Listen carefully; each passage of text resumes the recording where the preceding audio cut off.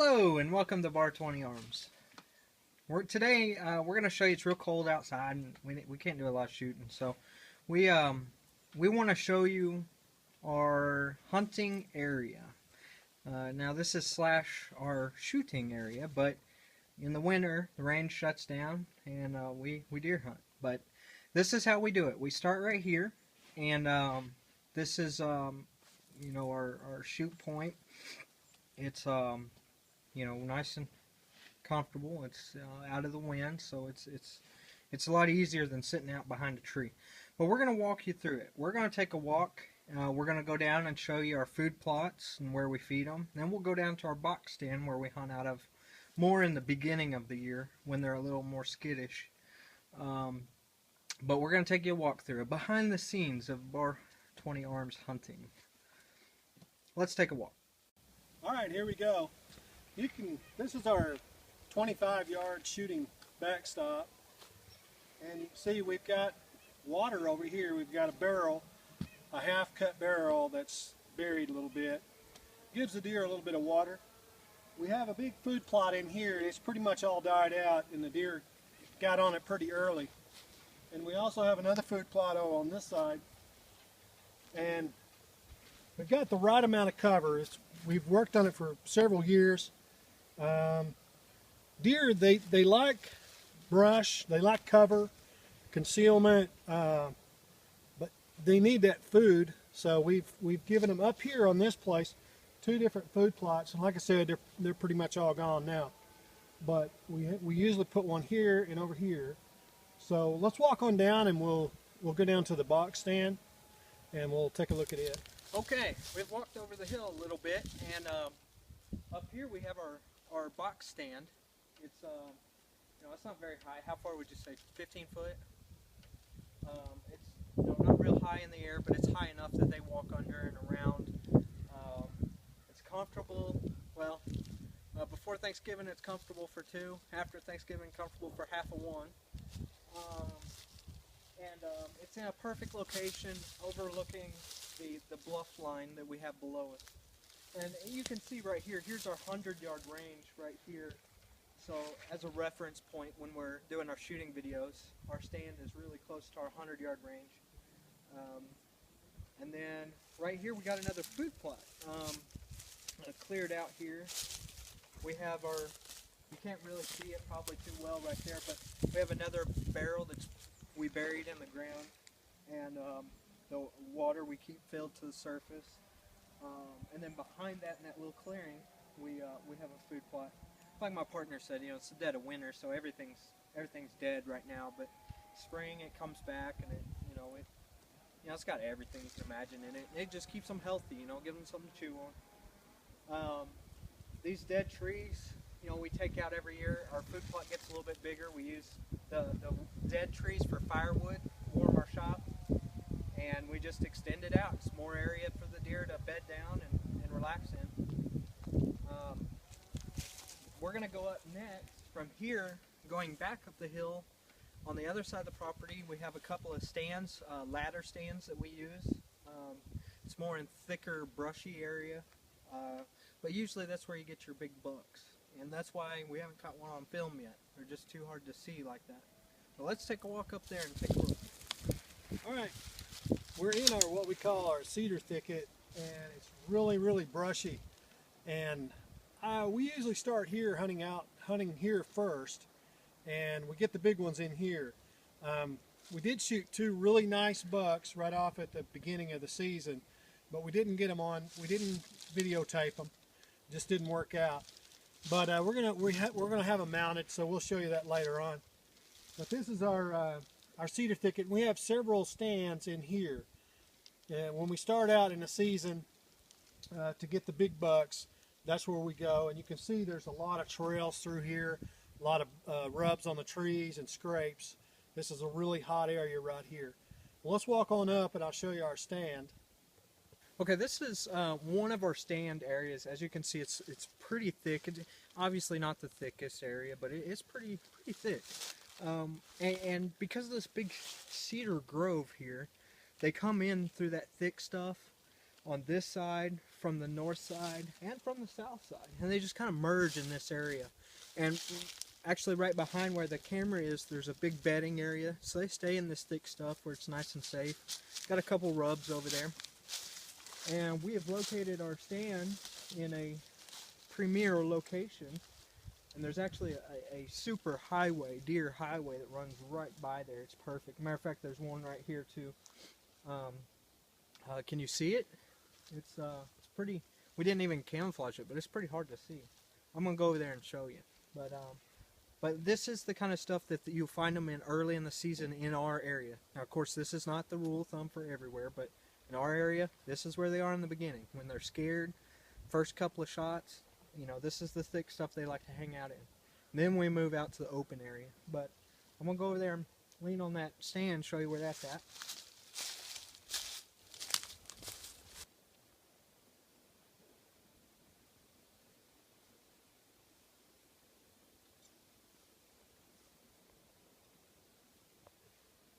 Okay, right here, we're just north of the stand I just showed you. And this, we just wanted to show you these rub areas right here. We got a couple patches here where they scratch up the earth, and they do it in several places, and usually it's under a limb, and they'll scratch the back of their head or their neck, or you know, on the limb, and they're just kind of like a dog, I guess. When you're scratching them, they kick around a little bit, but they paw at the ground and tear it up, and you can tell it everywhere. There's a couple places over there and over there. Now this right here is a main path, and it comes into here, and then it opens up a little bit, and you can tell it's all beat down. It's mashed down where they bed down, and they mill around and beat on the ground, scratch up the dirt. And then you can see it going down to the stand right there. This path comes right up through here. It goes off towards our range over there, and it comes from the cedar thicket over there. And then we have one here. And then we got one there. They just kind of come from all over, but they're very predictable. Once you learn their schedule, they're very predictable. You just have to learn where they're going, what time of day. And we know for a fact that in the afternoons, late afternoons, they come out of this area, out of the thick stuff, and then come over to our food plots.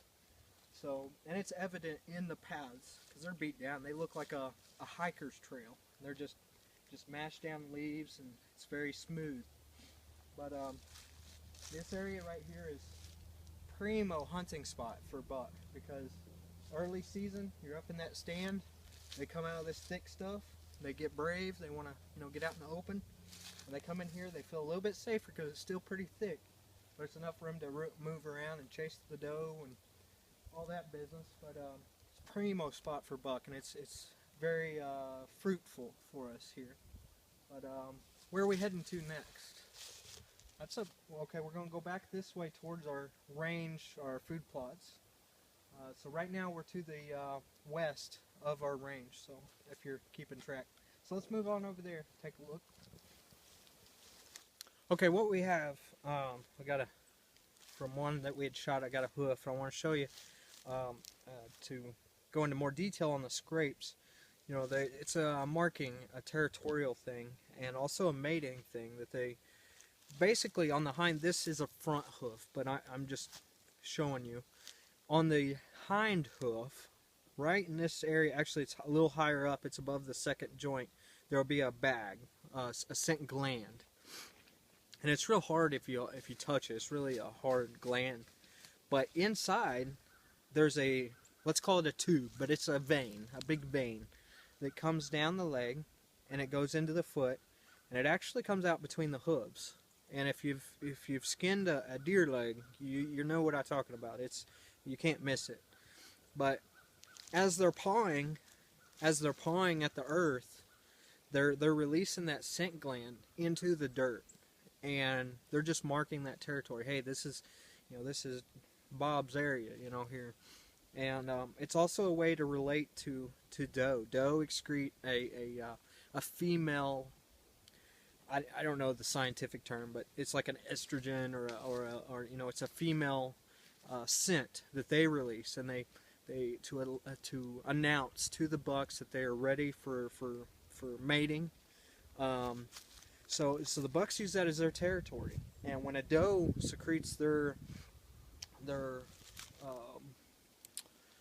stuff, the scent, the buck recognizes that, and then it goes into all the courtship period, and then you have little deer.